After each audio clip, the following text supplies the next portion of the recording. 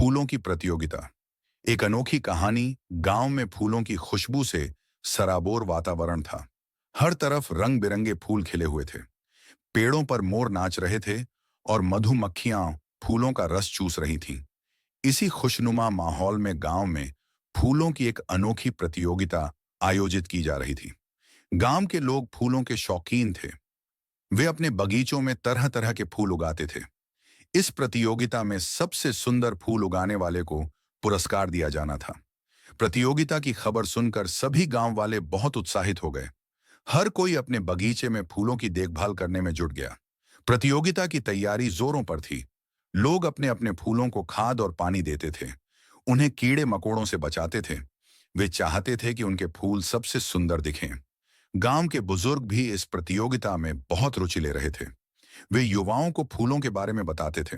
उन्हें बताते थे कि फूलों की देखभाल कैसे की जाती है। वे उन्हें यह भी बताते थे कि फूलों की सुंदरता केवल उनकी रंगत और आकार पर ही निर्भर नहीं करती, बल्कि उनकी खुशबू और ताजगी पर भी निर्भर करती है। जैसे जैसे प्रतियोगिता का दिन पास आया, उत्साह धीरे धीरे प्रतिस्पर्धा में बदलने लगा। राजू ने देखा कि मीरा का बगीचा बहुत सुंदर लग रहा है। उसे डर हुआ कि मीरा उसे हरा देगी।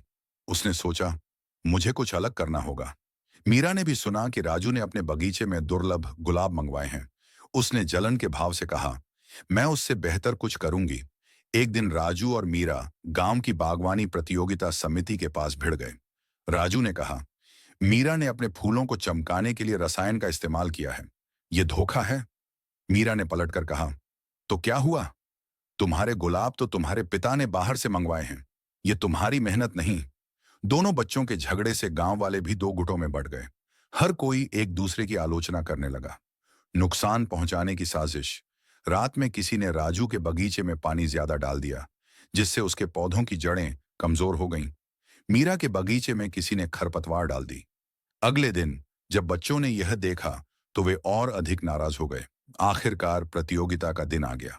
गांव के चौक में एक मंच सजाया गया था। इस मंच पर हर कोई अपने फूलों को दिखाने के लिए उत्साहित था। ज्यूरी के सदस्य इन फूलों का निरीक्षण करने के लिए आए। प्रतियोगिता के दिन बुध गांव में पहुंचे। गांव के लोग उन्हें देखकर खुश थे।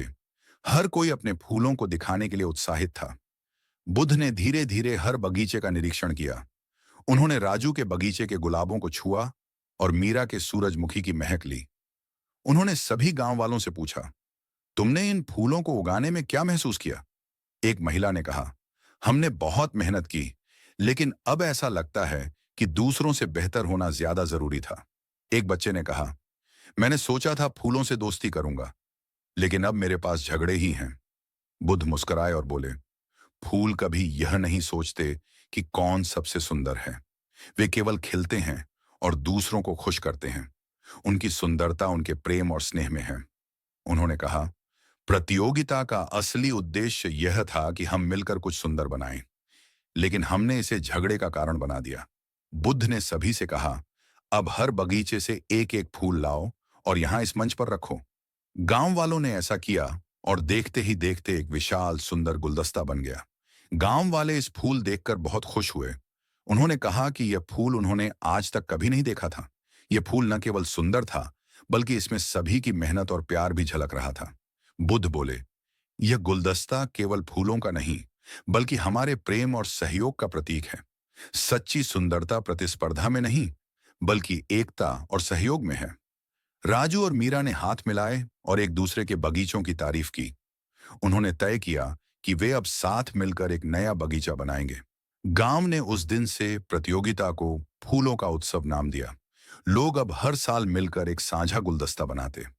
बुद्ध के संदेश ने गांव को सिखा दिया कि असली सुंदरता प्रतिस्पर्धा में नहीं, बल्कि आपसी स्नेह और सामूहिकता में है। बुद्ध ने कहा, फूलों की सुंदरता केवल उनकी रंगत और आकार पर ही निर्भर नहीं करती, बल्कि उनकी खुशबू और ताजगी पर भी निर्भर करती है। लेकिन सबसे महत्वपूर्ण बात यह है कि फूलों की सुंदरता केवल उनकी अपनी नहीं होती, बल्कि वे अपने आसपास के वातावरण को भी सुंदर बनाते हैं। बुद्ध ने आगे कहा, प्रतियोगिता में जीतना जरूरी नहीं है। सबसे महत्वपूर्ण बात यह है कि हम सब मिलकर एक दूसरे की मदद करें और एक दूसरे के साथ प्यार से रहें। इस कहानी से हमें यह सीख मिलती है कि सहयोग और सामूहिकता का महत्व कितना अधिक होता है। जब हम सब मिलकर काम करते हैं, तो हम बड़े से बड़ा काम भी आसानी से कर सकते हैं। हमें हमेशा एक दूसरे की मदद करनी चाहिए और एक दूसरे के साथ प्यार से रहना चाहिए।